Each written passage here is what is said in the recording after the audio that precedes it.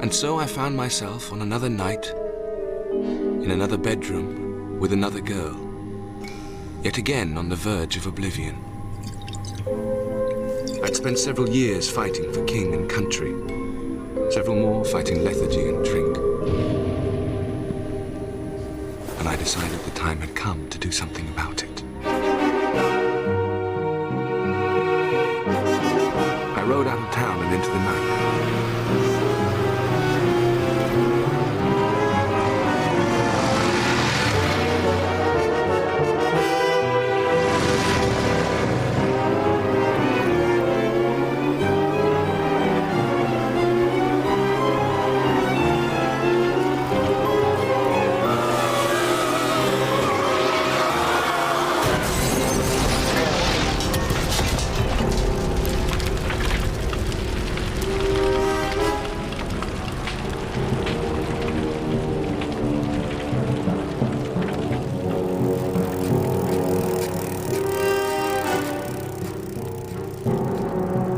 That.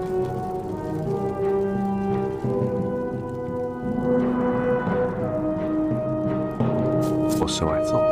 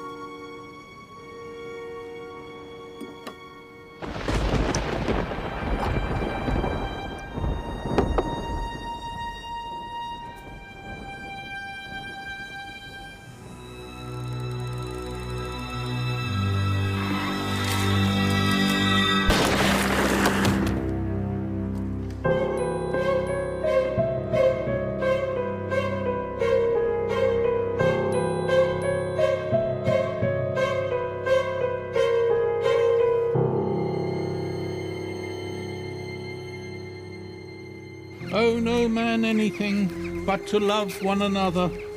For he that loveth another hath fulfilled the law. For this, thou shalt not commit adultery, thou shalt not kill, thou shalt not steal, thou shalt not bear false witness, thou shalt love thy neighbour as thyself. Love worketh no ill to his neighbour, and therefore love.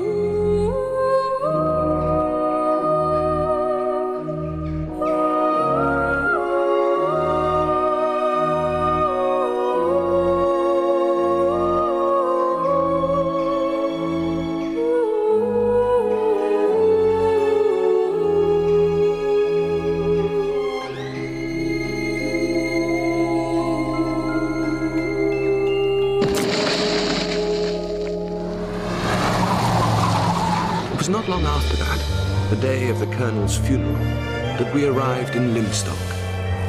Smell that country air. My sister Joanna had decided to take me in hand.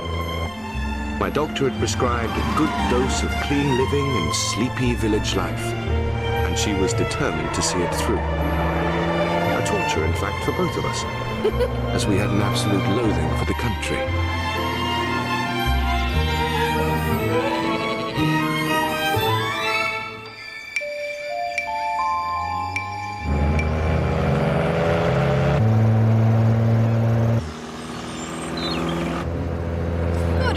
They'll think I'm Scottish. Watch out!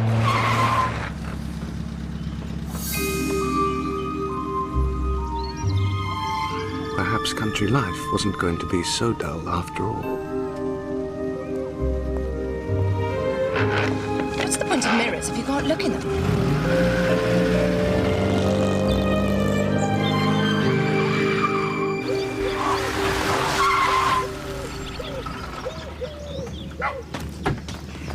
Isn't it sweet?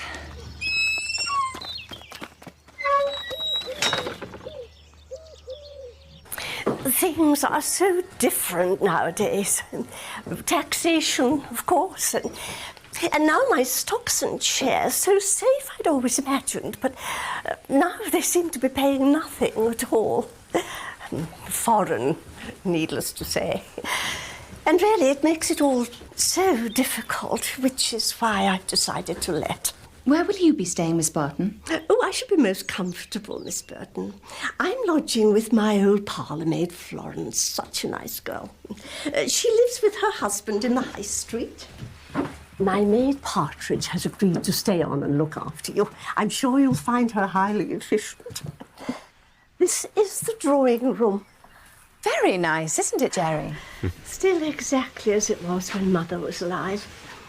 97 she was when she died. Marvellous. One doesn't like the idea of letting to strangers. Having seen you, my dear, I feel quite reassured. You've nothing to worry about, Miss Barton. Do you smoke, Mr. Burton? Like a chimney, Miss Barton. Oh, don't worry about my brother. He's quite harmless, especially on sticks. He's been on his back for the past 5 months. Oh, dear. Came off his motorbike. Oh, how did it happen? His fault entirely, wasn't it, Jerry? It was an accident. He rides like a demon. Needs a bit of time to get back to full working order. Doctor's orders. Fresh air and a quiet life. Then you've come to the right place.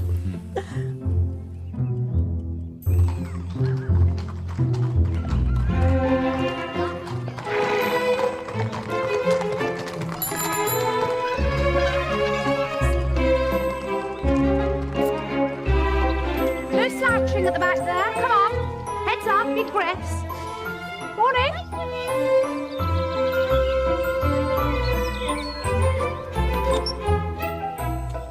Dinner with the Symingtons, whoever they are. More coffee, miss. Not for me, Peacock. It's Partridge, miss. That's the one. And we've been invited for coffee at the vicarage. Oh, God. Now, Jerry, don't be a grump. When Mr. Cardew Pye, organist of St. Peter's Church, requests the pleasure of our company for afternoon tea. Well, there's a jolly day. I can hardly contain myself. It'll be very nice and rather sweet. Whist drives and spinsters. And the whole point is to get you well and fighting fit. After all, nothing ever happens in the country. Poison pen letters. Yes. Been going on for weeks. That's why the Colonel shot himself. Now, Maud, we don't know that for sure. Near as damn it, Jane. Always had an eye for the girls, you see. And one suspects this ghastly letter spelt it out in no uncertain terms. Why shoot himself? He's a nerd, it seems. Probably accused him of betraying the memory of his dear wife. Poor woman. Dropped dead during evensong last year. They seemed a most devoted couple. Oh, yes. And he would see it as the only honourable course of action, falling on his sword, so to speak. It's Emily and Miss Marple. Absolutely bang on. All too much for the poor chap. Of all people, Heracles Appleton strikes me as the least likely to take his own life. And what type would you consider most likely? Did you know him well, Miss Marple? No, Miss Burton. He was a friend of someone I used to know. I wanted to pay my respects, and Maud very kindly invited me to stay at the vicarage for a short while. So what do you think happened then? Can't say, Mr. Burton. As yet. So desperately sad, isn't it, to be driven to the edge like that? Perhaps Jane will be able to find the bounder who's sending them. Oh, doubt that. She's an expert, you know. Now, Maud. Has a nose for rotten apples. Better watch my step then. Better had. Have you had any letters, Mrs. Dane Calthrop? Oh, yes. A load of silly nonsense it was, too. Something about my husband and the verger's wife. Quite absurd.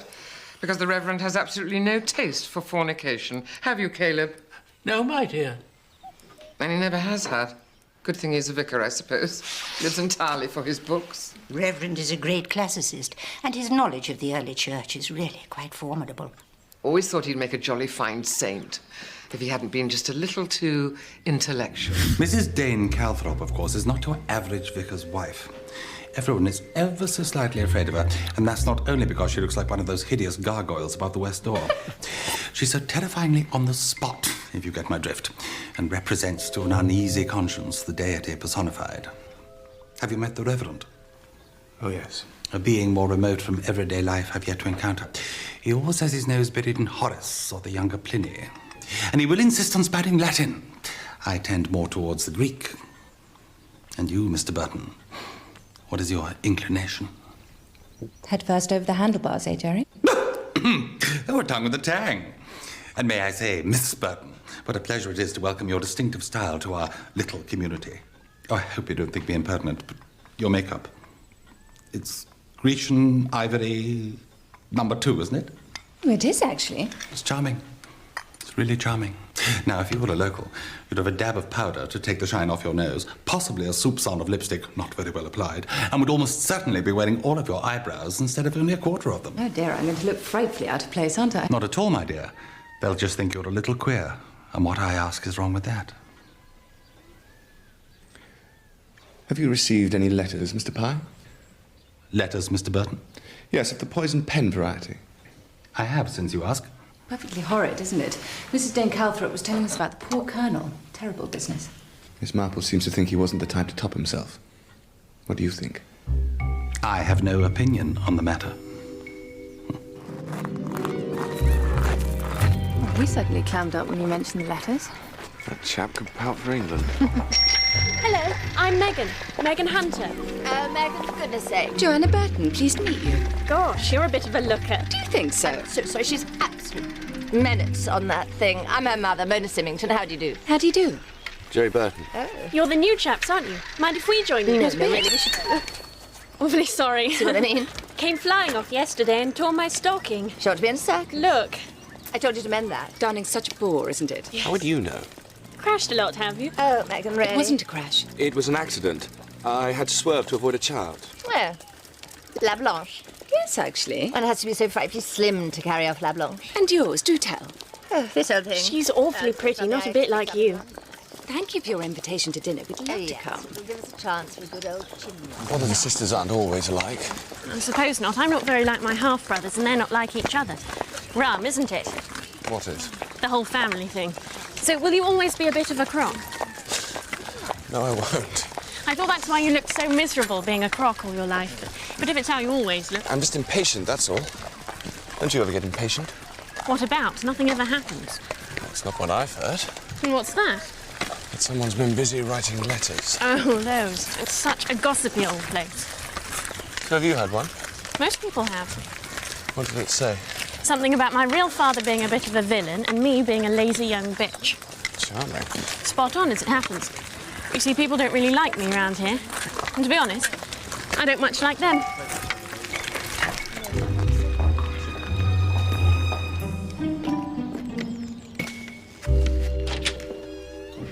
Mr. Symington will see you now, sir. Thank you. Good afternoon, Burton. Good afternoon. Thanks for the invitation for Saturday. Pleasure to welcome you here.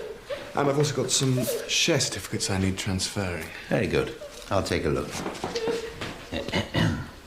Your secretary seemed a little... Oh, yes. Poor old Ginch. Got one of those blasted letters. Fairly fruity, I must say. Apparently, we're in the middle of a hot and steamy affair. Imagine. Ginch and myself. Quite risible if it wasn't so nauseating. Yeah, it's funny, isn't it? People say you must be bored to death living in the country. Little do they know, eh?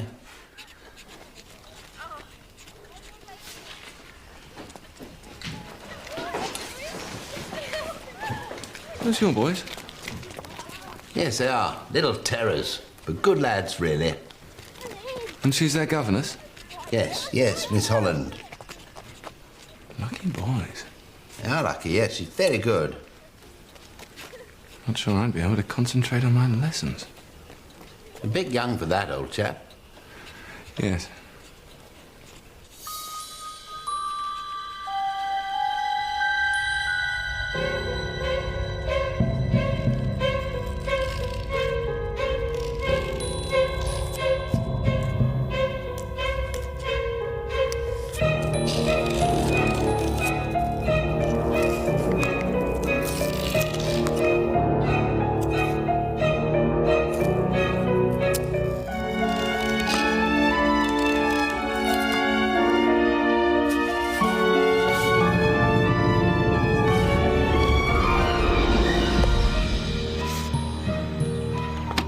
Anything for me?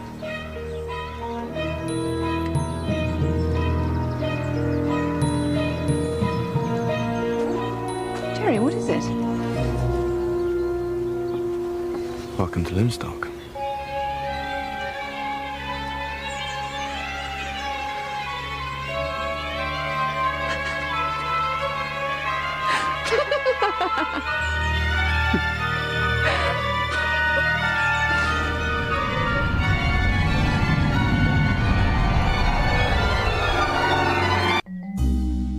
was quick off the mark. What did it say, if you don't mind me asking? Oh, well, it suggested that Joanna wasn't really my sister. Though in slightly more colourful language.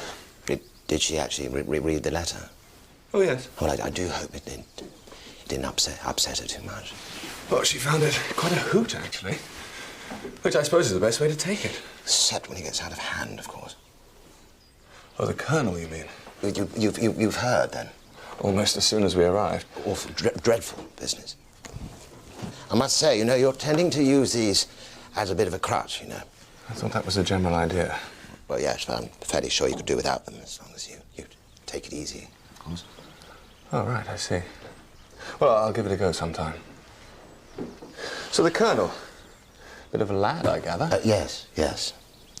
But it just goes to show, you know, how dangerous these things really can be. You don't have any idea who's behind them, do you? No, unfortunately not. Yeah, there's something of this kind in my practice up north. Got pretty nasty, actually. Yes, of course, I've received one, as has Symington, the solicitor. He's had one. And I bet a few other people have had them that won't admit to it. So what did yours say? Oh, well, the kind of... If you'd rather not. Oh, no, not at all. No, it didn't. It actually accused me of interfering with one of my patients in the most graphic detail. Ridiculous, of course, I have to say, ridiculous. But I fear that it won't be too long before another one of these letters, you know, finds the old bullseye. Well, next week, then. Will he live? Well, he's doing frightfully well, Miss Burton. Oh, that is good news. Yes. Maybe you should try going a little bit slower next time. Do you know, I've never seen the point. I gather we'll be seeing you at the Symingtons, Dr. Griffith. Oh, I can't wait. Ciao. Ciao.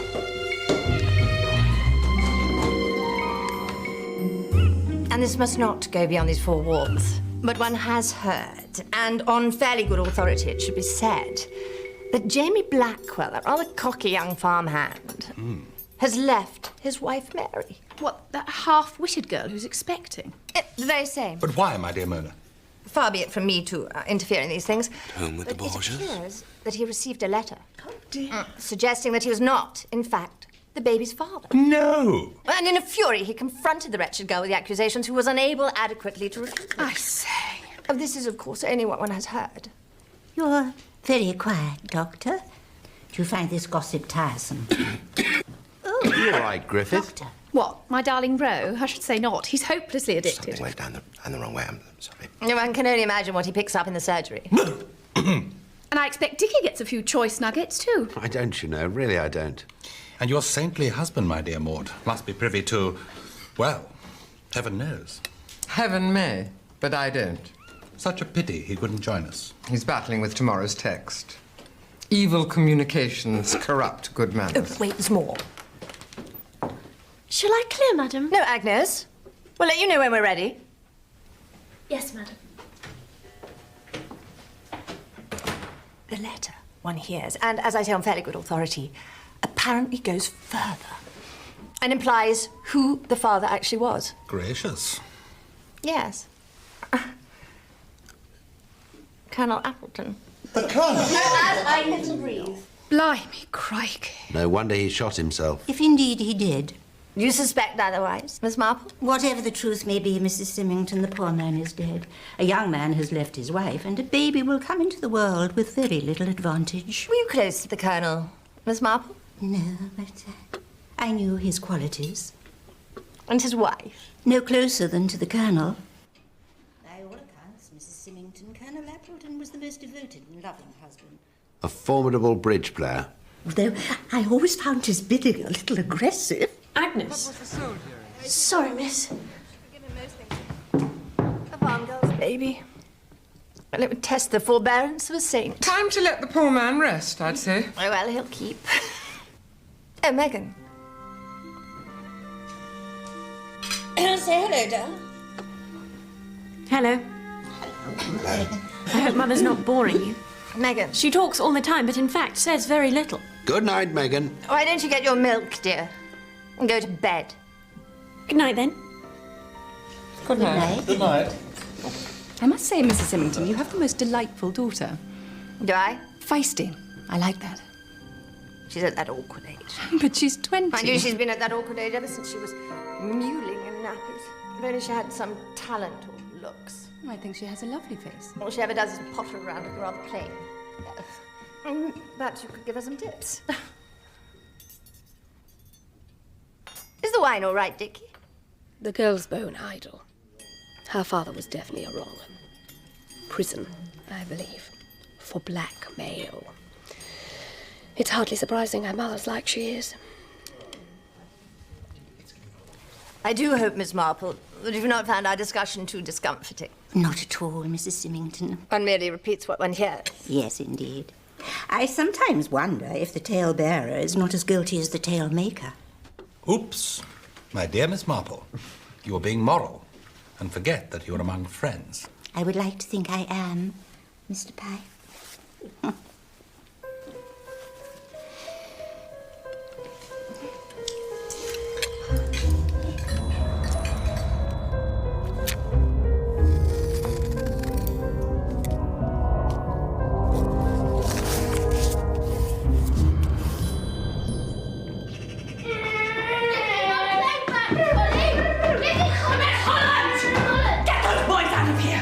Mrs. Symington. I have a killing head!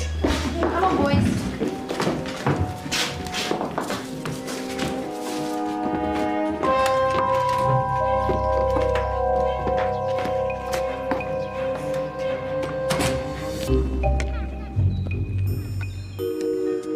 Mrs. Symington. I hardly knew the woman, but had decided already that I heartily disliked her.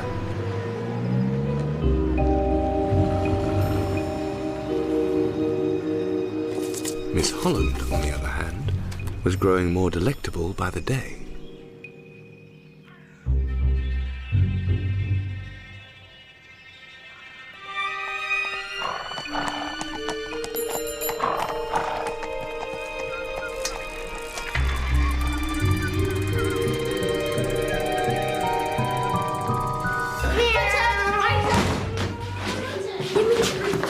Chop, chop, your father's here. Hang up your jackets quickly. That's a good one. Aha! Daddy! Hello, boys. Been behaving yourselves? Yes. Good evening, Miss Holland. Hello, Mrs. Symington. Give me his briefcase. Thank you. Mona! Mona!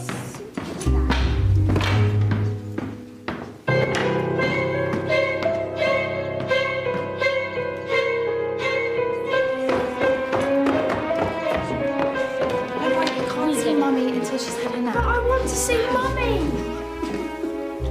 Mr. Symington.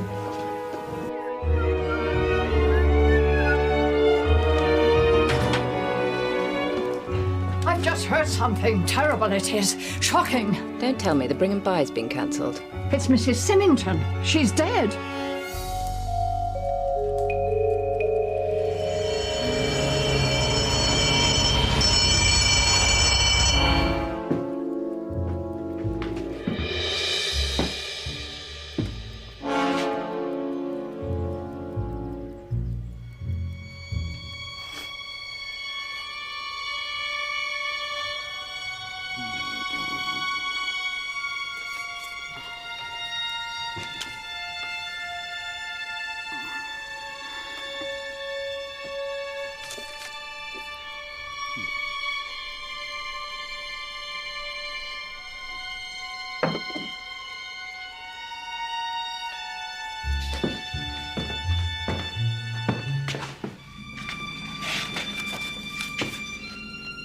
So, whose side, you little brat, Colin?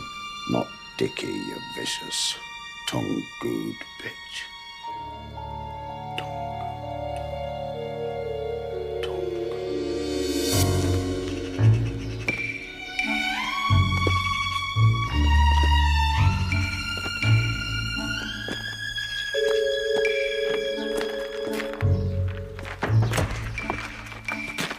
Mr. Burton, isn't it awful? Yes. You've just missed the inspector. You've also come to offer your condolences, I expect. Well, This poor boy is naked too. It'll be very hard for all of them. Miss Holland is being most solicitous. Another suicide, Miss Marple. Or have they all got it wrong again? I would have thought you were clever enough to work that out for yourself, Mr. Burton. Ooh. No sticks. Better watch your step. Good morning. Good morning.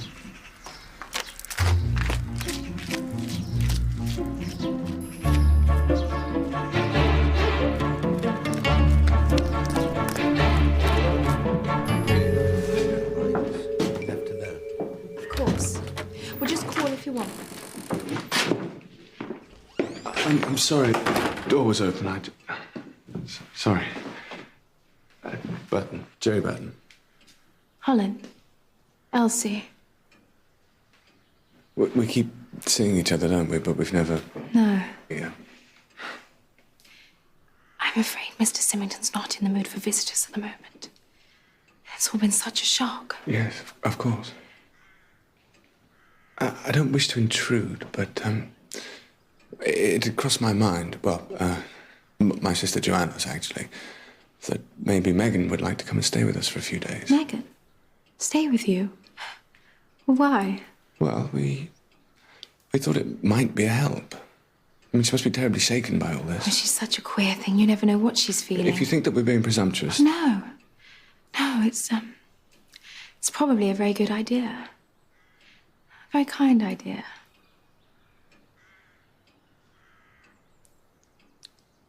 I see that you've... What? Got rid of your sticks. Oh, yes, I have. And you're still upright. Yes, I am. Well, I do hope you manage to stay like that.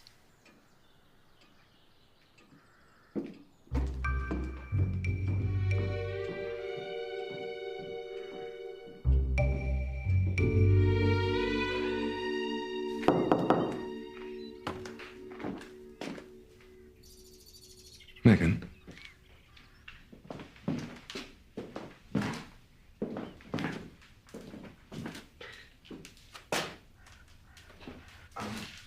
Joanna and I were wondering if maybe you'd like to come and stay with us for a little. Stay with you? Yes. At your house? That's right. Oh, yes. Take me away. Please take me away. I'm such a coward. I didn't know what a coward I was. Yes, these things can be a little shattering, can't they? It's so awful being here and feeling so weak.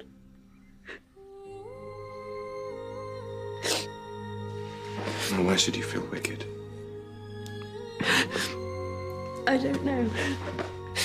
I'm sorry, I'm being silly. But you see, it's rather dreadful when your mother dies. Yes.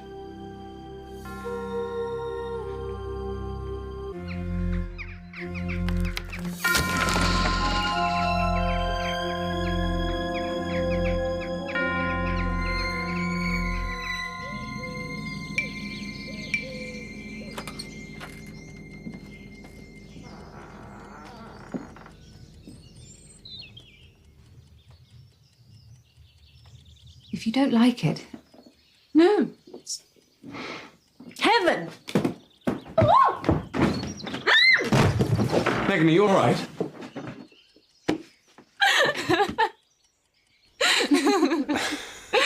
I do hope that poor Megan, that she hasn't been too much upset by all this. Losing one's mother is a dreadful thing. Yes, yes, of course. What I really meant was the unpleasantness behind. Ah, the unpleasantness. Tell me, Miss Barton, do you think there might be any truth in it? No, surely not. I'm quite certain that Mrs. Symington never... that the boy wasn't.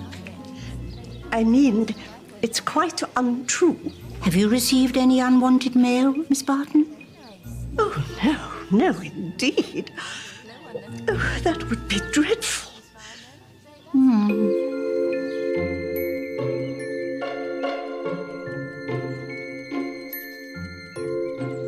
You see, away with the fairies. She looks at you sometimes as if she doesn't understand a word. Well, perhaps she's just not interested. or one banana short of a bunch. Look, if she becomes too much of a nuisance... No, she's no trouble. It's not healthy lounging about at her age. It's hardly surprising. Her mother treated her like a 12-year-old. Strictly entre nous, I couldn't stand the woman. Of course, we don't want to speak ill of the dead, but oh, what an acid tongue. Gossip was all that interested her. No, I'm afraid I didn't think very much of her. But I never suspected the truth. Mrs. Symington was alone in the house. Her husband was at his office, her daughter was out cycling, and the governess, Miss Elsie Holland, was out with the two boys. And the maids, Inspector? It's their day off, sir. When did the letter arrive? By the afternoon post, sir. Apparently, Miss Symington was so disturbed by its contents that in a state of great agitation, she wrote her final words, "I can't go on," before taking cyanide dissolving water. I had been treating Mrs. Symington for a neuralgic condition for quite some time. Would you say she was generally of a nervous disposition, Doctor? Oh, yes. Yes, I would, yes. What is your estimate of the time of death? Oh, between 3 and 4 o'clock. The allegation contained in that letter was a calumny, a foul calumny. Mona was the most devoted wife, the most loving mother. Her health was fragile, her soul sensitive. Such a vile lie would have shocked her greatly. Whoever wrote this foul letter murdered my wife as surely as if they'd stabbed her through the heart. I condemn utterly the writing of these wicked and despicable letters. One death has already resulted, that of the late Colonel Appleton, and now Mrs. Symington. In my opinion, the writer is morally guilty of murder. I find that the deceased, Mona Patricia Symington, committed suicide whilst being temporarily insane.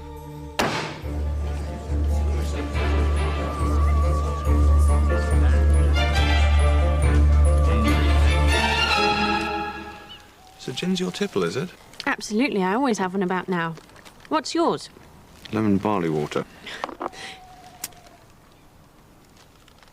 You are nice, you know. You treat me like a real person. Look. Well done. I know, I've made a fearful hash of it, haven't I? You know, it's much better if you suck rather than blow. Yes, of course, I wasn't thinking. People think I'm stupid. I don't. But you're not like the others. See, what they don't realise is that inside I know exactly what they're like, and that all the time I'm hating them. Hating them? You'd hate people too if you knew you weren't wanted. Mummy never liked me. Of course she did. She didn't, because I reminded her of my father, and he was very cruel to her, and what she really wanted was to be left alone with my stepfather and the boys. And now she's left us alone. It's difficult, I know, to see things clearly. But in time, I promise, things do get easier. It's all out there, all to play for. We should all remember that. Do you mean leave here? Why not? You mean like earn a living? If you want it. What would I do? Well, we'd have to think of something. We? You'd have to think of something. Any chance of a top-up?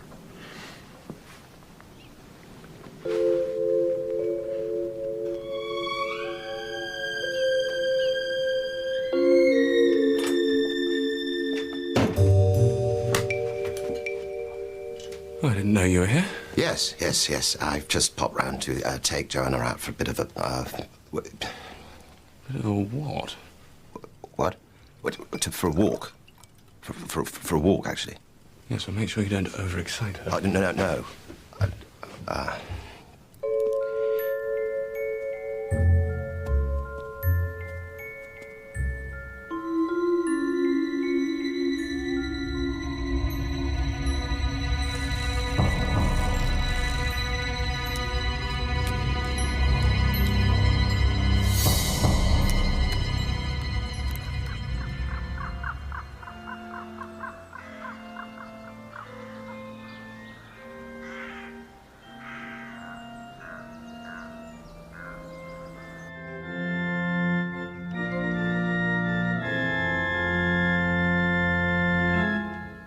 Miss Marple. Good afternoon, Mr. Pye. I'm afraid my fingers have forgotten how to dance. They have of late become accustomed to a more funereal pace. Yes. A most distressing time for you all. Quite so. I understand you knew the Colonel. A little. And many years ago. He fought with a friend of mine who was killed in the Great War. Was kind enough to inform me of the circumstances of his passing. And you, Mr. Pye? Oh, I hardly knew the man. We occasionally locked horns over a rubber, but that was the extent of our acquaintance. I must confess, I would never have imagined him taking his own life. Would you, Mr. Pye? Well, the man is dead, Miss Marple. Can that not be an end to the matter? This village used to be such a peaceful little pocket. That is how I see this country. Full of little pockets. But tragically, this particular pocket has become rather grubby. One rotten apple, and we are all contaminated. So you too, Mr. Pye, have been contaminated. Yes, I have. Let them do their worst. I'll not go under. No more hole and corner for me, Miss Marple. Goodbye.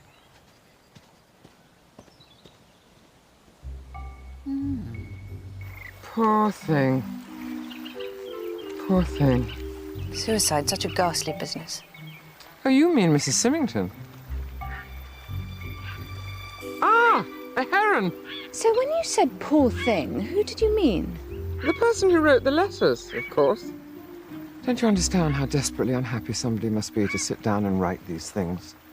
How lonely. How cut off from people.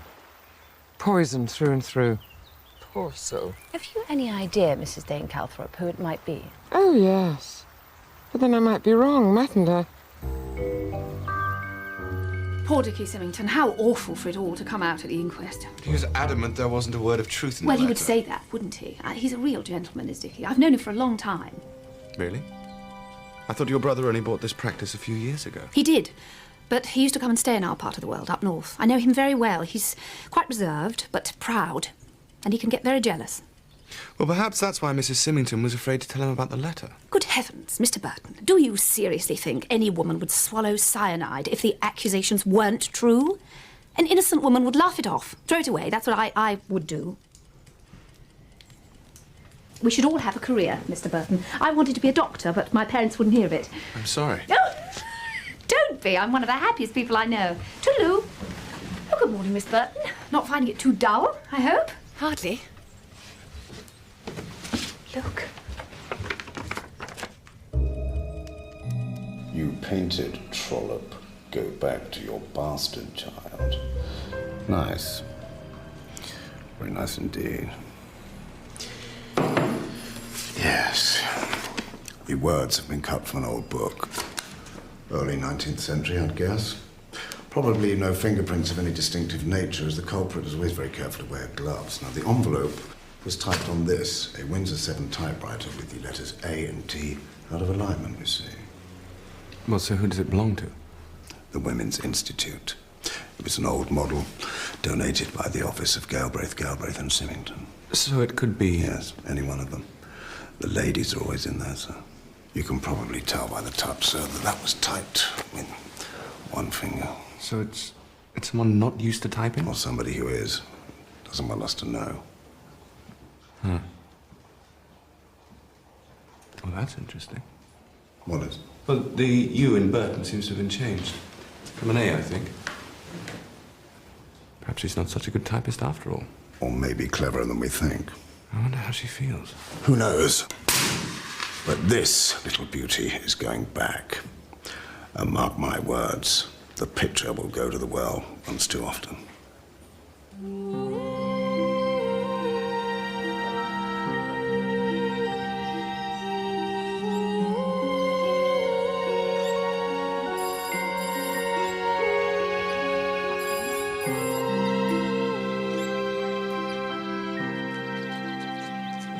Can I have a word, sir? Yes, what is it, Partridge? That was Agnes, sir. Oh, yes. She was in service here, and coming from the orphanage, she got in the habit of talking to me so I could tell her what's what, you see. Get to the point, Partridge. Well, she works for the Symingtons now, and I'm wondering if you might give your permission for her to come to tea with me this afternoon. It's her day off, see, and she's got something on her mind. She seems a bit upset. Yes, of course. Thank you, sir. I must go home. What? Today. Today? Why? Well, it's been awfully good of you having me, and I expect I've been a fearful nuisance, but I have enjoyed it awfully, really I have. Only, now I must go back, because after all, it is my home, and I can't stay away forever. Bye.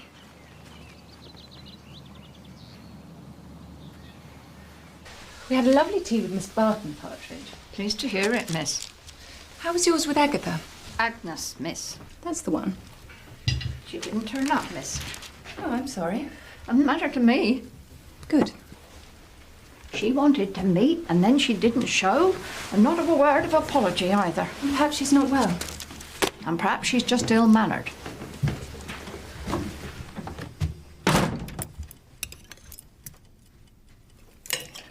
What is the matter? I've never been able to bear it when you sulk. I'm not sulking. You are sulking. You've been sulking ever since Megan left.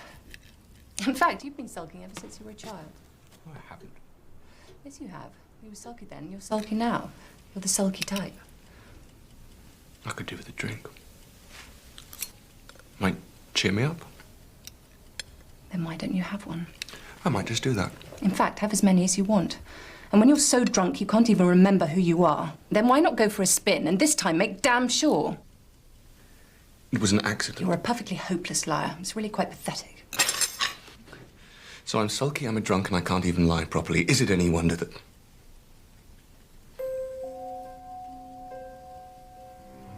What, Jerry? Is what any wonder? What does it matter? How could you do it? If that's what you want to believe. How could you think that it wouldn't break my heart? God, it breaks my heart even now to think you could feel so wretched.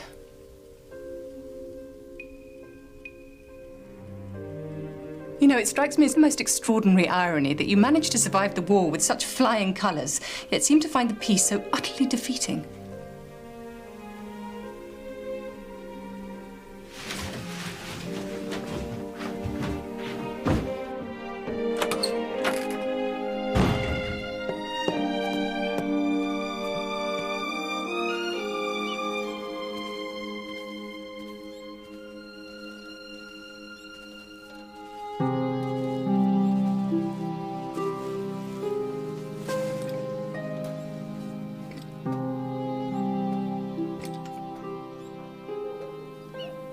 Ghastly dump, isn't it?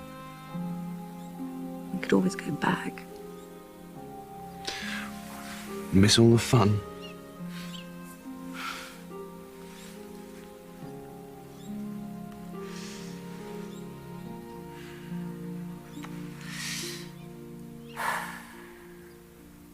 Do you know, it's exactly a week ago since Mrs. Symington's death.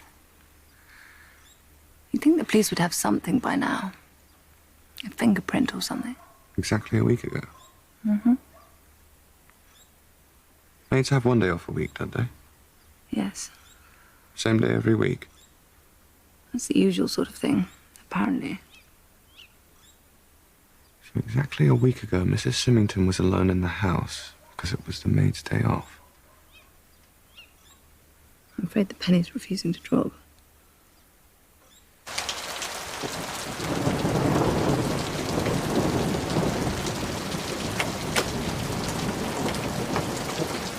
Megan?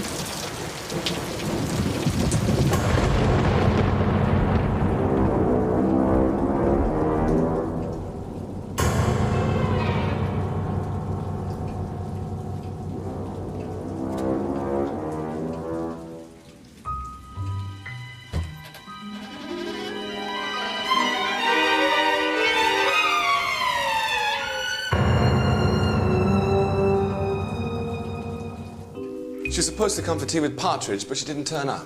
And why would that be a particular concern to you? I'm not really sure.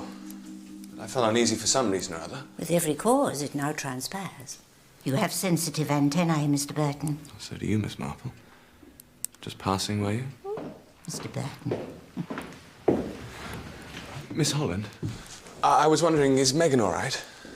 She's having a lie down. Mr. Burton. Sorry. Did Agnes say anything to this Partridge woman, do you know? She'd have been far too anxious to divulge anything over the telephone, Inspector. Thank you, Miss Marple. Well, Agnes normally went out after lunch, but it appears she never left because she was wearing her apron and cap when we found her. Do you have any idea of the time of death? Yes, between 8 and 10:30. And how was she killed? Sharp blow to the back of the head, followed by a skewer inserted in the base of the skull. Good God. Quite appalling, isn't it? But why? Well, we may never know exactly, but we can make a guess. Well, she knew something, didn't she? That would be a fair assumption. Yes. On the afternoon that Mrs. Symington died, when the two maids were supposed to be out, Agnes, she came back rather early. You see, she has a boyfriend. Freddie Furbank from the fish shop. Yes. And on that particular afternoon, they had a row when they first met. I gather that young Furbank received a letter suggesting that Agnes had other fish to fry, but there is something else. The letter that Mrs. Symington received, it was never actually posted. It was faked to make it look as though it was posted, but it was, in point of fact, pushed through this letterbox here before the afternoon delivery. And my guess is that Agnes was looking through the window here, waiting for her boyfriend to turn up to apologise. And she saw the culprit deliver the letter. Exactly. But how would the letter writer know that she was home? Well, it's a kind of miracle, Mr. Burton, how things get around this place. Now, I may be wrong, of course, but... Temptingly simple, isn't it? But tell me, Inspector, if Agnes knew who the letter writer was, then why, I wonder, didn't she say something?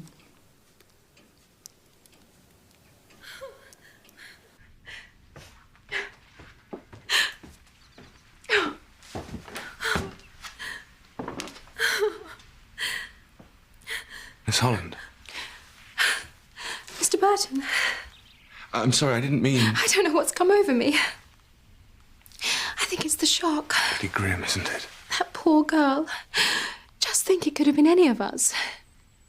Even those two little angels murdered in their beds like princes in the tower. The awful thing, Mr. Burton, is that yesterday afternoon we were having tea with Mr. Symington up in the schoolroom. And all the time, Mr. Burton, that poor girl was squashed into that cupboard dead as a dodo.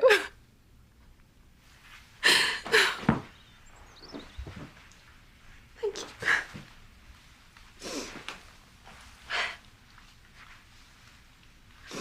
And what about the other week, Miss Holland? You can call me Elsie, you know. Right. I'm sorry, what did you ask? What happened last week? The day Mrs. Symington. Yes. Well, she always rested after lunch, you see. She suffered from neuralgia and it would come on after meals. So she'd take one of the cachets that Dr. Griffith had given her and try to sleep. So did anyone bring up the post to her? Turned detective, have you, Mr. Burton? Why not call me Jerry? Jerry. Yes.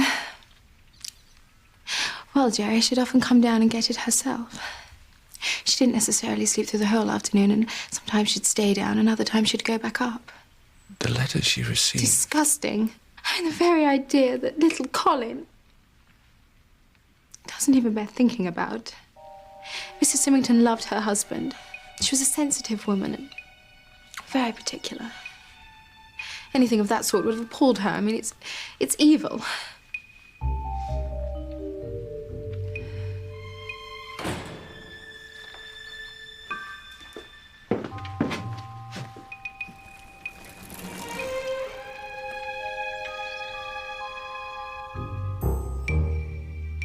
Elsie, have you had any letters? No, I haven't. They're not very nice to get, I know, and sometimes people don't like to admit they've had But I haven't. Really, I haven't.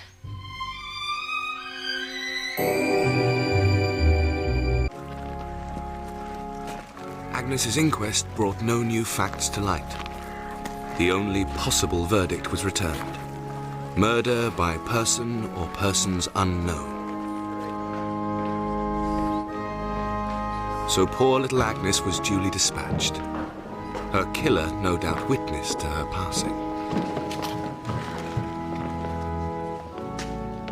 You look all in. Do I? I'm sorry, I'm rather a lot on lately. I hear you were there quite early. Where? At Dickie Symington's, the morning after the murder. Oh, yes, well, Agnes was supposed to come for a cup of tea, but she didn't show. So you feared the worst. Jolly smart. It's our first murder. Terrific excitement. Whacked in the head and then stabbed through the neck. Such an insignificant little thing. Looks like the boyfriend to me. What do you think? I haven't a clue. Very inbred round here, you know. Must have given the Hunter girl quite a shock, finding her in the cupboard. It did. Not too strong in the head department, that girl. She's one of the brightest people I know. Well, blah, blah, fish cakes, but a thing like this could send her completely off her onion.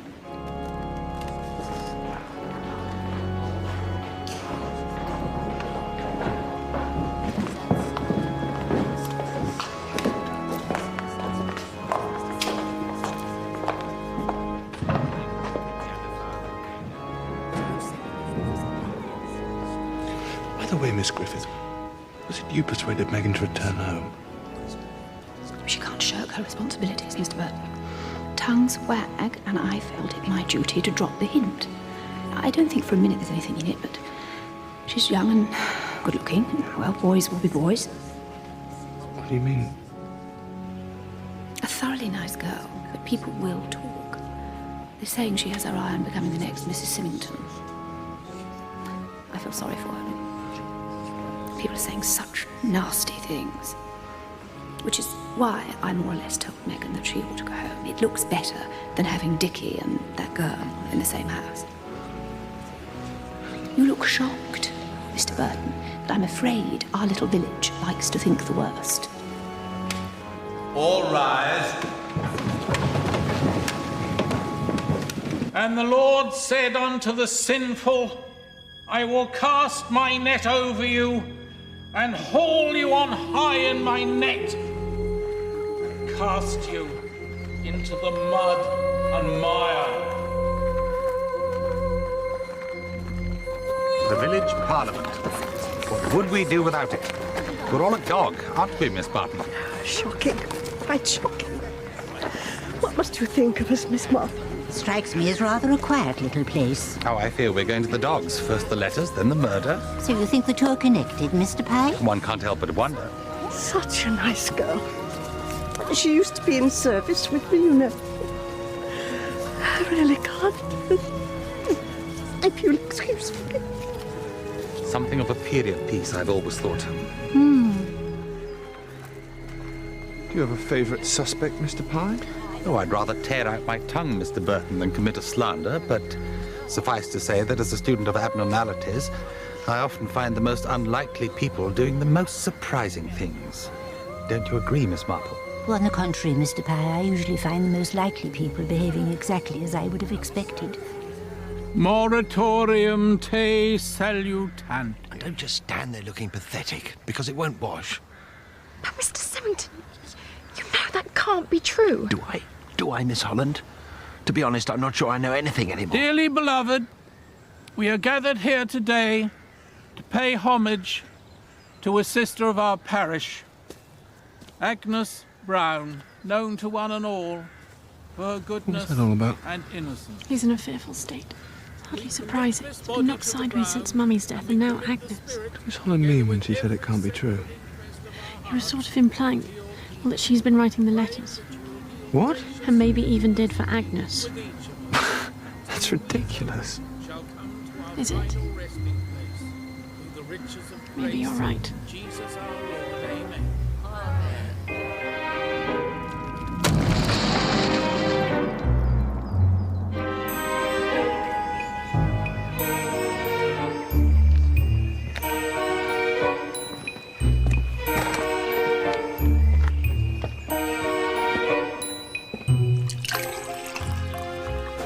This murder's really perked things up. Must be the most exciting thing that's happened to these people since Henry VIII smashed up the priory. Except for Marple, of course. Behaved as if she knew something the rest of us were just too stupid to grasp. What did he want? If you mean Owen, he very kindly walked me home. What's that? Oh. It's a photograph of a diseased spleen. Owen gave it me. Hasn't he ever heard of chocolate? He thought I might be interested. I'm not entirely frivolous, you know. He looked pretty ropey, I thought.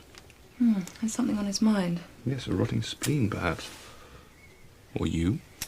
For heaven's sake, Jerry.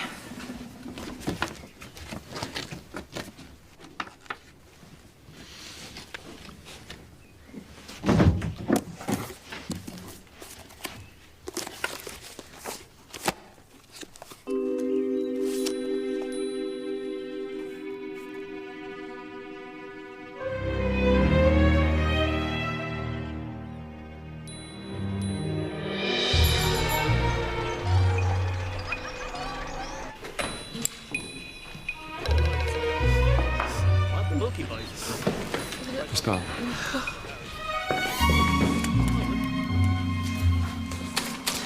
About as guilty as I am. Stupid of me. Of course Miss Barton's hardly the type to go around slugging young women on the head. Oh, don't be deceived, Mr. Burton. These little old ladies pack quite a punch, believe me. Well, what was Agnes hit with? Well, we don't know as yet, but these ladies do carry rather large bags. She'll probably have victims now. Well, I'll have this tested for fingerprints, though I don't hold out much hope. Not having much luck, then. Slowly, slowly, catch your monkey. Have you been able to eliminate anyone?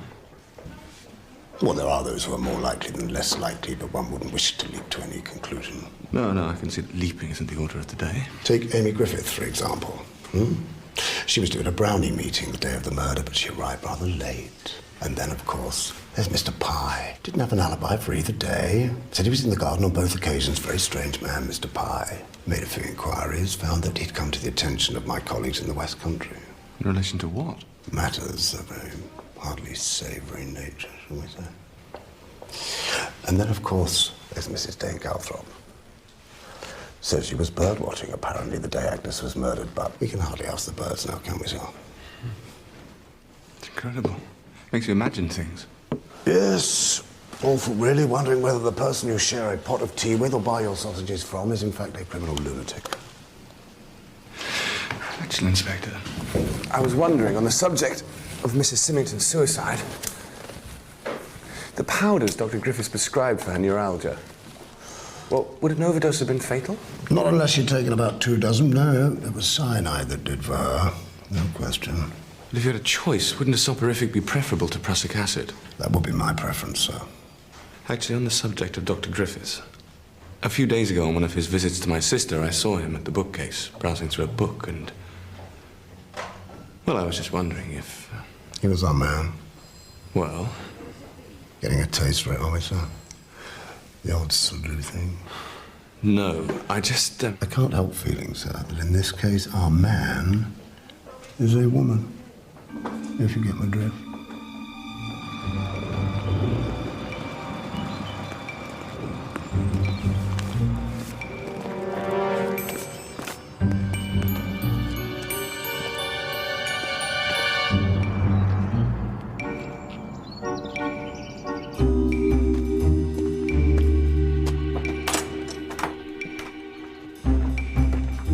Joanna?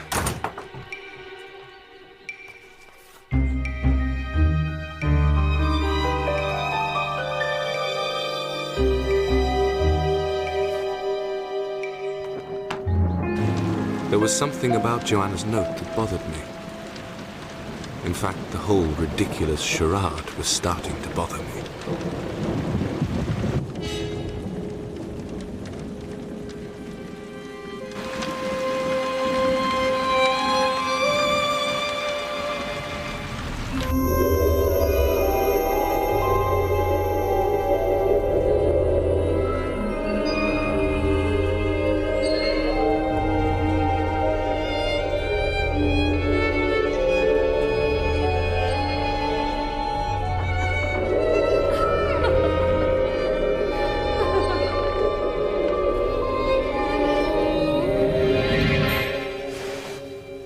I'm so sorry, Mr. Burton. I didn't mean to startle you.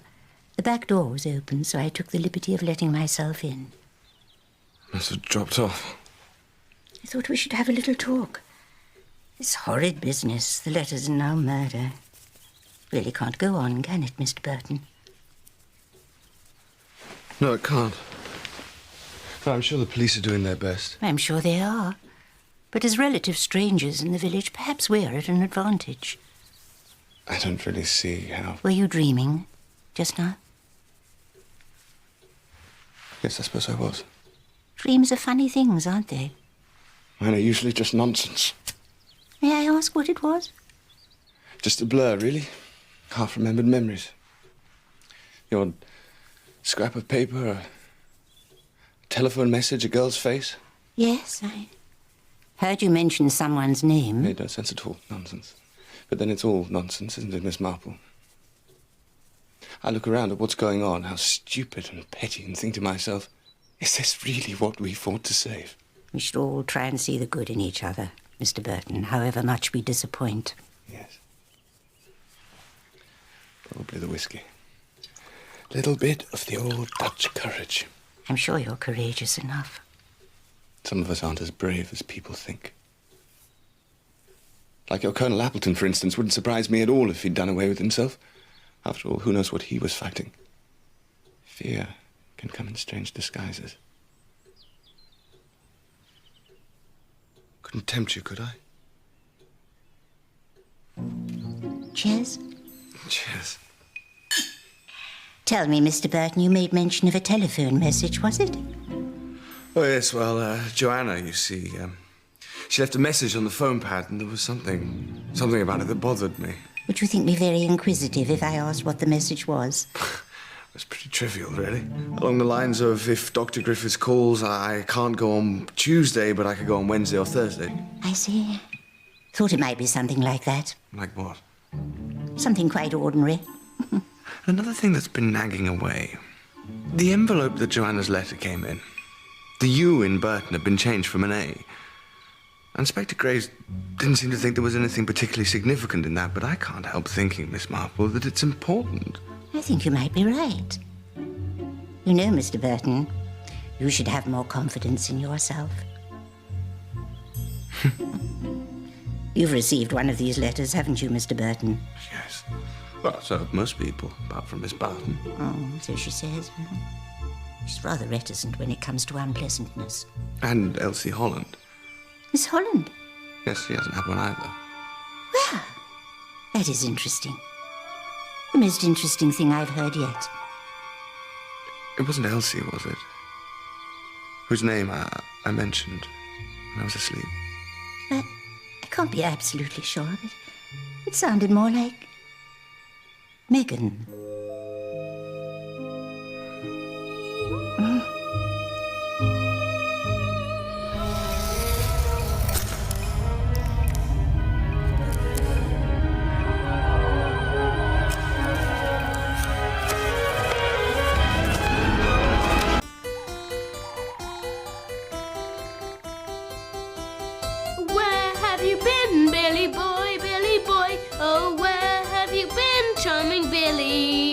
I have been to seek a wife. She's the idol of my life. She's a young thing and cannot leave her mother. Oh, where does she live, Billy boy, Billy boy? Oh, where does she live, charming Billy? She lives on the hill, 40 miles from the mill. She's a young thing and cannot leave her mother. Bravo. Bound nicely, that's right. Would have been so proud. Next time you might try the right key. Thank you. Thank you, Brian and Colin. And now my harvest soiree takes us further back in time. To the ancients, in fact. A recitation from our most revered reverend, who is going to regale us with... An ode by Horace. Rectus vivas. You spoil us. Rectius vives Licini. I didn't know Victorian sermons were up your street. Ugendo monque. I beg your pardon. Sapius ventus That book you were reading the other day. Well, I found you in the drawing room. I hope you're not suggesting that... Shh! Sperat infestis, mutit secundis, alterum sortum bene, perpetuum pectus. Informus hemes reducit, lupita idem submovit, non si male nunce.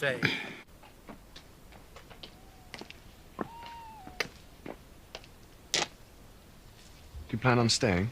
At the party? No, in Limstock. Oh, good heavens, no. Only until the boys go away to school.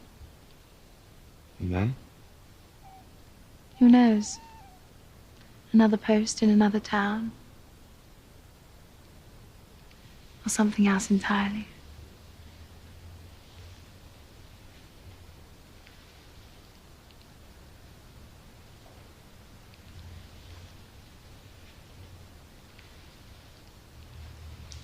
Well, you never can tell. No, I'm sorry. Don't be.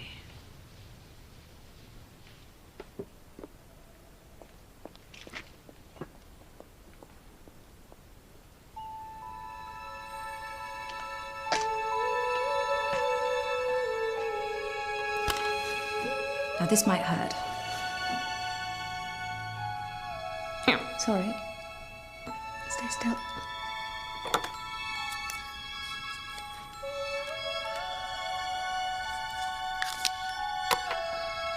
Isn't that a bit much? Arabian rose, my dear, is the shade du jour. You can never wear too much. I want to go home. Oh, don't be silly. It's a giggle. Fulgoru montis. Thank you, Reverend. Thank you. No one does Horace quite like you. Breath of air, Mr. Burton. I had some unfinished business. Is it finished now? Yes, I think it is. And so, ladies and gentlemen, Miss Barton, what an unexpected pleasure. I didn't know you were going to favour us with a turn. I'm sorry to disappoint you, Mr. Pye, but this is not a turn. I will be very brief. I have lived in this village all my life. It greatly saddens me, therefore, to know that people are talking behind my back, making insinuations. Yes, the book from which the pages were torn was found in my bookcase. But it was not I who tore them. I have nothing to do with the recent unpleasantness. That is all I have to say. Thank you. Thank you, Miss Barton. And somewhat in the same vein, I would like to read you a letter. My dearest Cardew, it is with a heavy heart that I write these lines, but to continue as I have been would be unsustainable. Be true to yourself, as I was never able, or indeed brave enough to be, your loving friend, Heracles Appleton. I can think of no more appropriate moment to follow the Colonel's advice.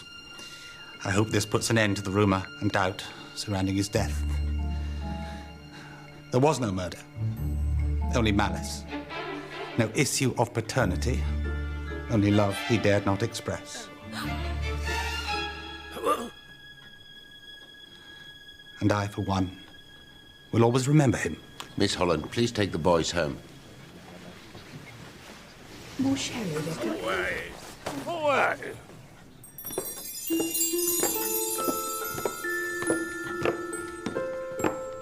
Ready?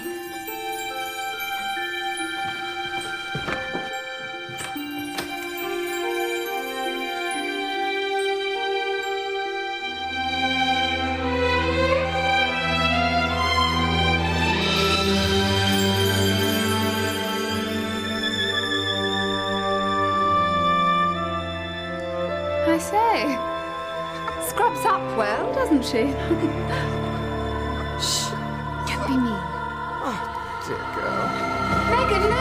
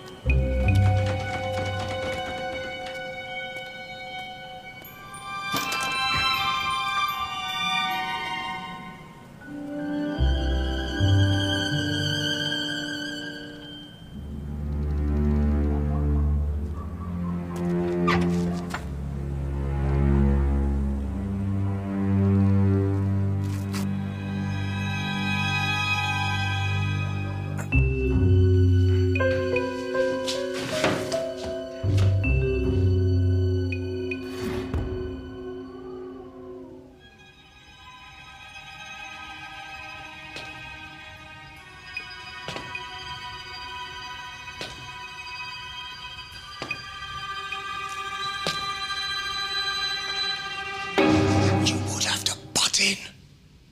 Sorry. I thought I saw someone. You did. But she's scarpered. Probably heard you. Why are you here? Why do you think? The typewriter's here. She daren't risk using another one. So you know who did it? Somebody very cunning, Mr. Burton. Somebody who knows all the tricks. Right. Right.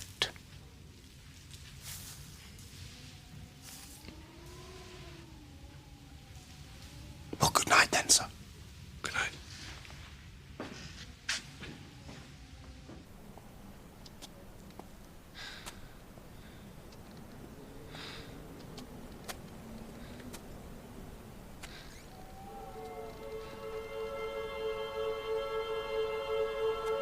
Megan? Megan?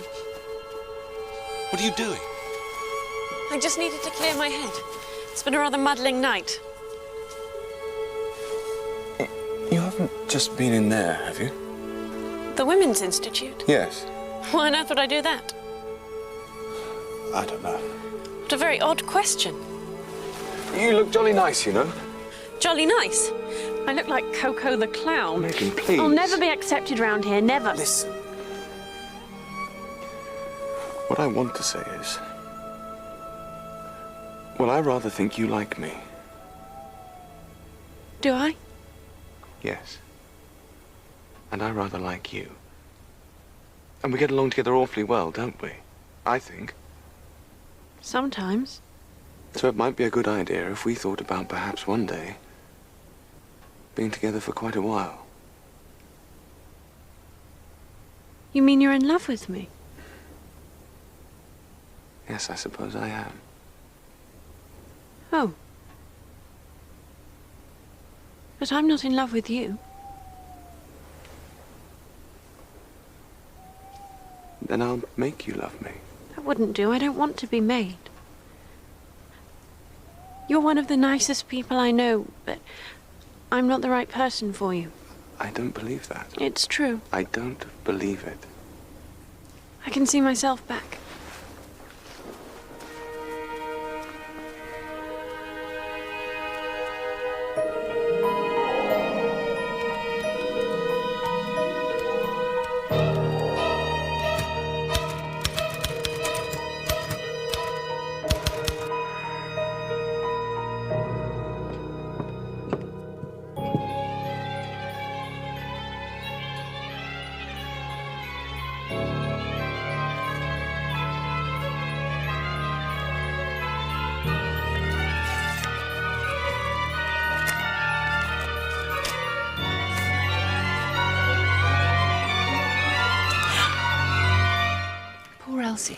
I'm surprised it's taken so long. What did it say? The usual muck. Some rot about stepping into a dead woman's shoes, and if she didn't get out of town, she'd end up like Agnes. It's like something out of a Western. Yes, only this is the real thing. Hello, Inspector. Good afternoon, Doctor. Terribly sorry to interrupt you, sir. Just wondering whether I could have a word with your sister, sir. With my sister? What on earth for? Car lights again. In private, sir. It's ridiculous. As though I'd write this sort of tosh. You deny writing this, Miss Griffith? Yes, of course I do. Then I must tell you that you were observed in the Women's Institute typing this envelope between the hours of 1 and 1:30 this morning. This is absolutely outrageous. What's going on?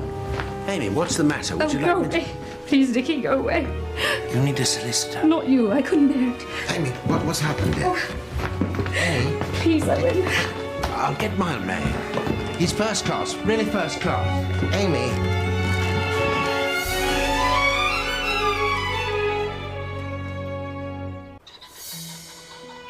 It isn't true. I'm sure it isn't true. The police were lying in wait. They saw her. Perhaps they did.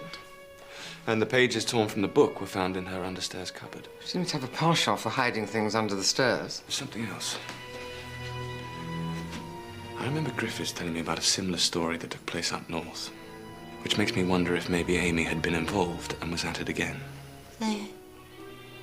torn pages you say were hidden in the house? Yes. That is horrible. Really wicked. What do you mean, dear? Come on, do. There must be something. You know who did it. Tell us, Jane. Tell us who it is. Not now, dear. Not now.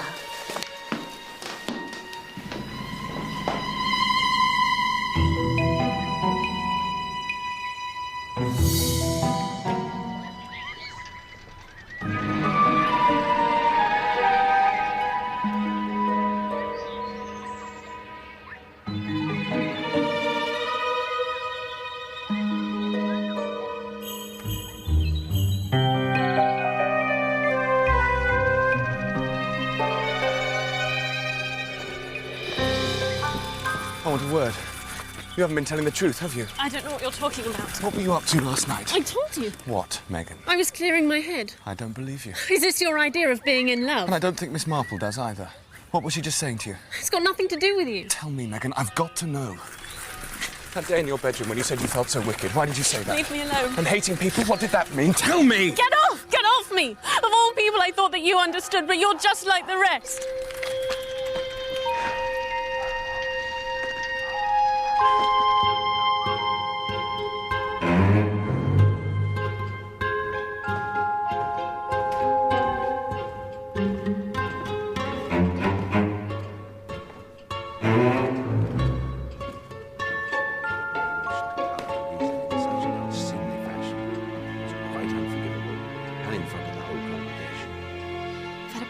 Dreadful time and everyone knows it.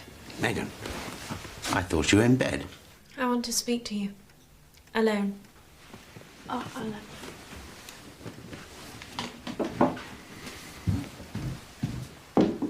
So, what is it? What do you want?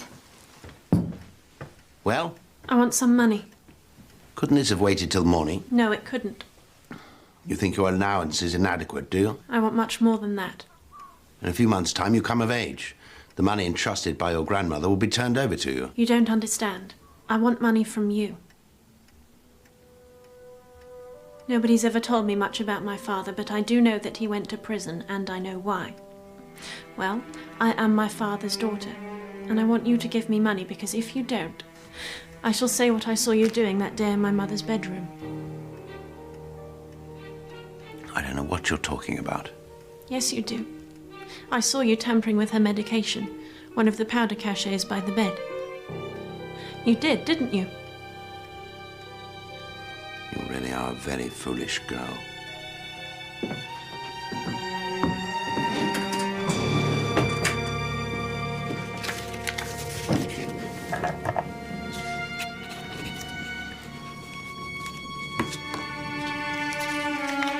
Perhaps you should buy some clothes.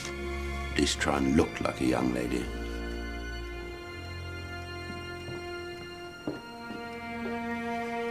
Silly child. Jerry? Jerry.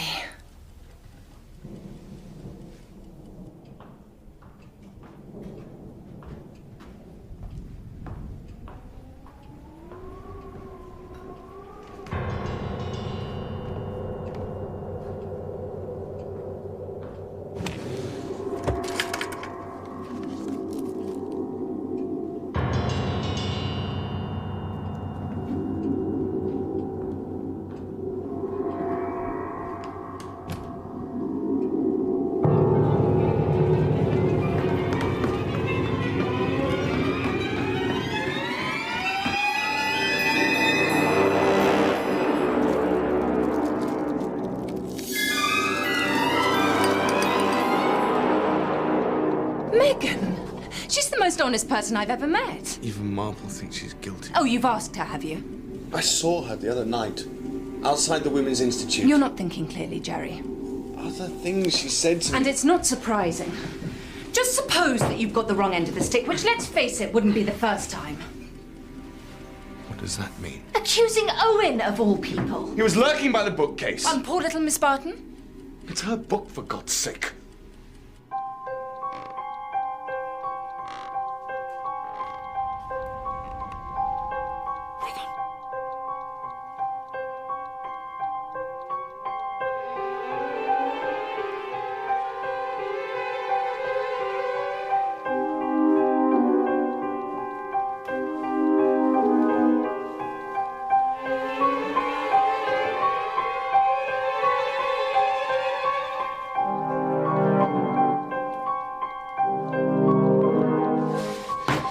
suppose that Marple's actually trying to help Meghan.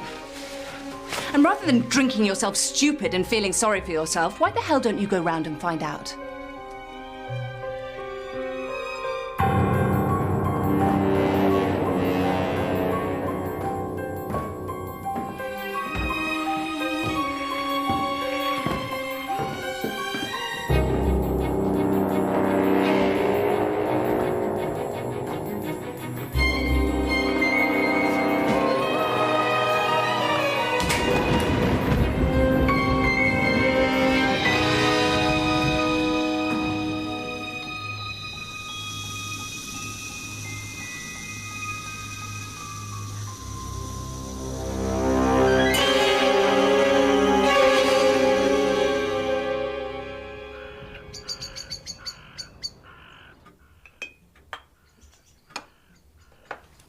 Most crimes, you see, are so absurdly simple.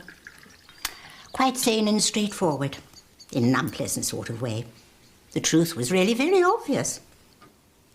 You saw it, Mr. Burton? Did I? But hadn't the confidence to put two and two together.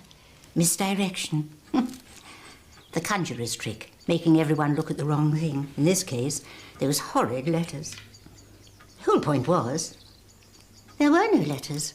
Of course there were. I got one. Jerry got one. Oh, yes, but they weren't real. Simply didn't ring true. Some hit the mark, but others were wide of it. The letters you received, for instance. So, if we put aside the letters, just one thing actually happened. Mrs. Symington died. And the Colonel? And Agnes and Meghan? Well, nearly. Midnight snack, old chap. Meghan! Richard Symington. Meghan! I'm arresting you for the murder of your wife, Mona Symington and Agnes Brown. And the attempted murder of his stepdaughter, Meghan Hunter. Meghan, are you all right?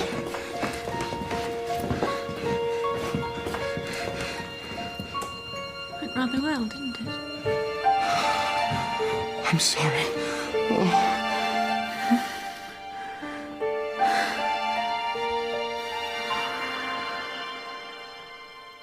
What a brave girl. She could have died. Something had to be done. There was no evidence against this clever and unscrupulous man. I needed someone to help me. Meghan fitted the bill perfectly. It was too risky. Of all people. Mr. Burton, you should know that we are not put into this world to avoid danger when lives are at stake. As I was saying, the only actual fact was Mrs. Symington died. And I'm afraid the very first person one thinks of in such a case is the husband. Of course, there has to be a motive, usually another woman. And there we have Miss Holland. A radiant young creature suddenly entering the life of this repressed dry man. He wanted her, but he also wanted his reputation, his children, his home, his respectability. And the price he was prepared to pay for that was murder.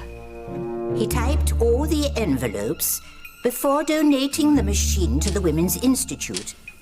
You unwittingly hit upon this, Mr. Burton, when you noticed that the U had been changed from an A on your sister's envelope, originally addressed to Miss Barton. And taking the pages from Miss Barton's book would have been easy enough. He visited her on more than one occasion to give advice on financial matters. But it was what you told me about Miss Holland that was the most important thing of all. That she had never received a letter. It exposed Mr. Symington's one weakness. How could he write a foul letter to the girl he loved? I've never believed there's such a thing as the perfect murder. There'll always be something that doesn't quite fit. That suicide note, for example, was all wrong. People don't leave suicide notes on scraps of paper. And I think that's what bothered you, Mr. Burton, about your sister's message. If Owen rings up, I can't go on Tuesday, but could manage Wednesday or Thursday. I see. Mr. Symington must have come across such a message from his wife, saw its possibilities, and kept it for when the time came. Finally, he decided to stage the real thing on the servant's day off. Before going to work, he put cyanide in the cachet his wife would have taken for her neuralgia. Then he'd have got back to the empty house at the same time as Miss Holland and the boys. He put a little cyanide in his wife's glass to make it look like suicide, planted the note, and threw the poison pen letter in the grate. But what he didn't know was that little Agnes had in fact come home early after a quarrel with her young man. She stood at the window waiting for her young man to come and make it up. And she saw something? On the contrary, she saw nothing. What's the point? No one came to the house, not the postman, not anybody. And in time she realised how odd this was if Mrs. Symington was supposed to have received a letter that afternoon. Miss Partridge, it's Agnes. The thing is, last week, the day the mistress died, there's something I don't understand that don't quite add up. The wretched girl had seen something, knew something, and he couldn't afford to take any chances. He pretended to leave the house and waited till Agnes was alone.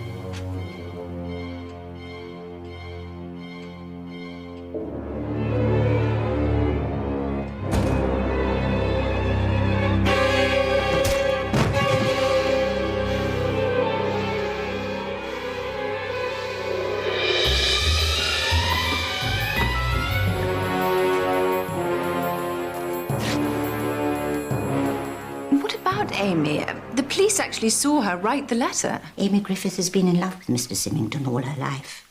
Well, I never. Poor thing.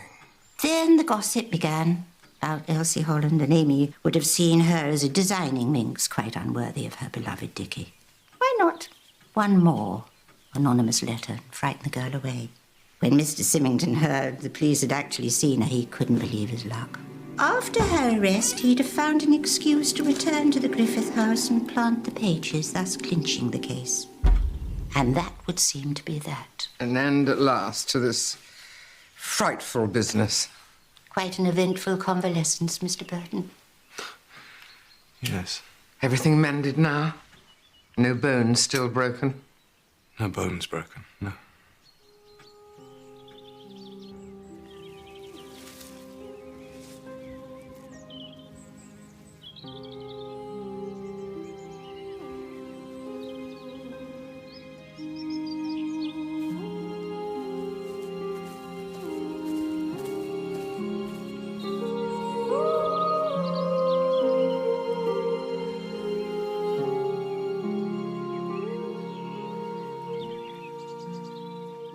The Symington boys start school next term. Probably for the best. Children are very resilient. More than their elders, I often think. Your sister intends staying, I gather. For a while, yes. See if she might take to being a doctor's wife. Somehow I doubt it. Love makes us do the strangest things. And you? Mr. Burton, what about you? I'm going away. To do what? Do you know I haven't a clue? I expect I'll find something. Perhaps what you're looking for is right here under your nose. She doesn't want me, Miss Marple. Faint heart, Mr. Burton. I once let someone go. He had commitments, you see. A war to fight. But I have often wondered if, under other circumstances, I would have done the same. It seems to me, Mr. Burton, that we should count ourselves blessed if we are allowed just one shot at happiness.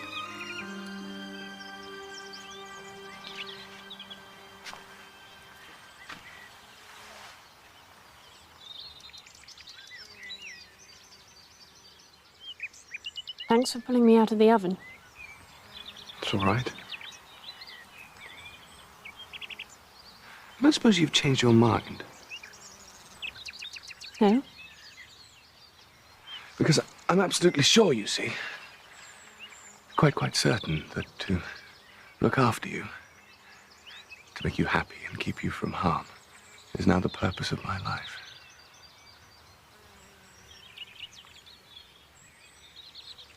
So there's nothing I could say or do to make you reconsider.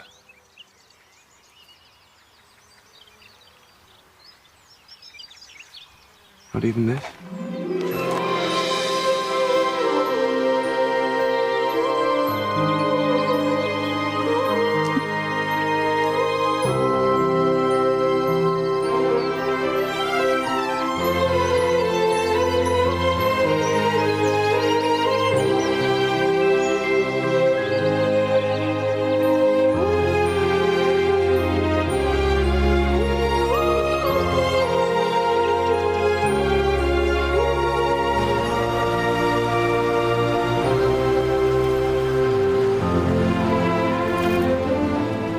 found myself on another morning with another girl, and for the first time in my life, on the verge of something bright and good.